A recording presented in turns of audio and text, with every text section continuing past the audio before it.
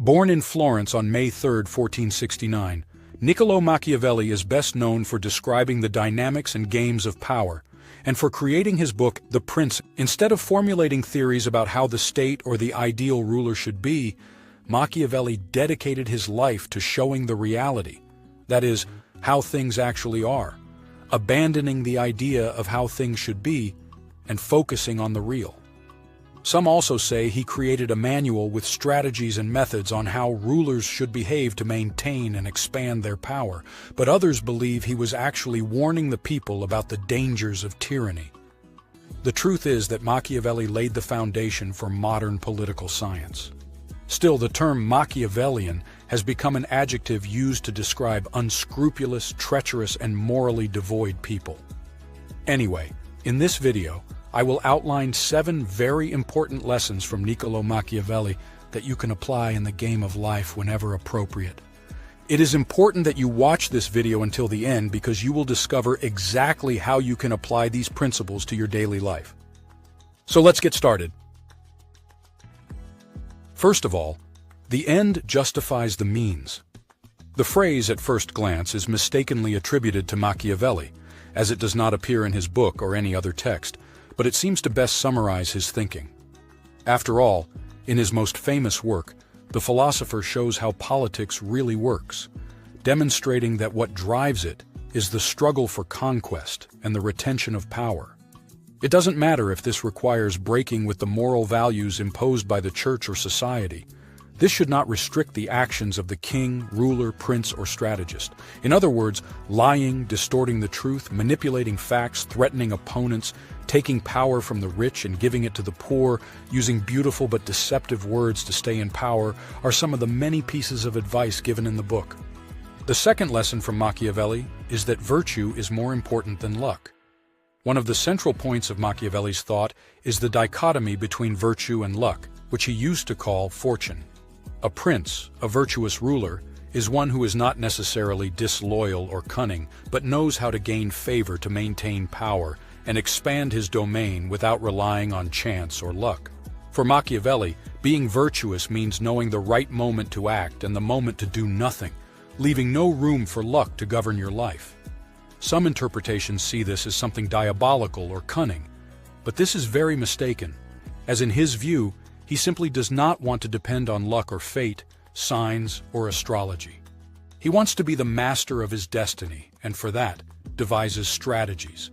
For Machiavelli, to achieve what one wants, one must analyze the game of life correctly and surround oneself with the right people.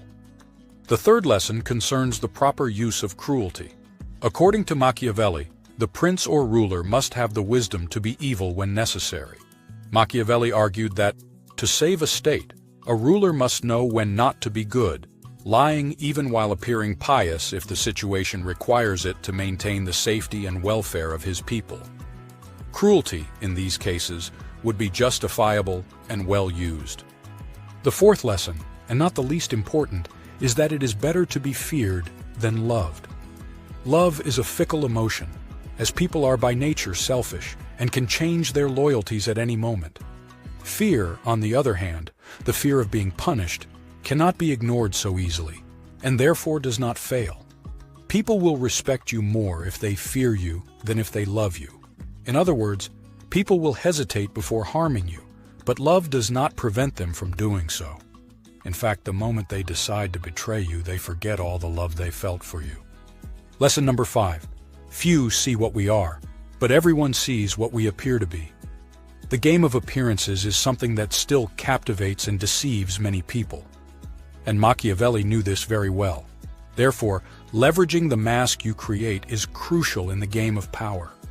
It is better to hide your true nature because when enemies or allies turn against you, they will only attack your mask or your persona, not realizing that they are causing you no real harm.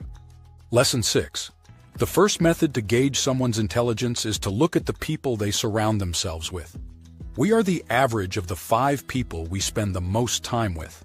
Knowing this, to analyze a person, you only need to analyze their social circle and identify their behavior patterns. This is a very simple teaching, but many people forget the power of companionship. It's like the famous saying, "Show me who you hang out with, and I'll tell you who you are." Lesson number 7. It is dangerous to free a people who prefer slavery. There is a behavior pattern in weak people which is voluntary servitude. That is, people who choose slavery by their own will. They are those who do not want to be more than they can be or use their full potential. Voluntary slaves will always feel uncomfortable when someone tries to free them. These people prefer their comfort zone so much that they think it is better to remain in mediocrity than to risk conquering the life of their dreams. Don't waste your time and energy trying to rescue these people. They will always be ungrateful. Don't try to change them.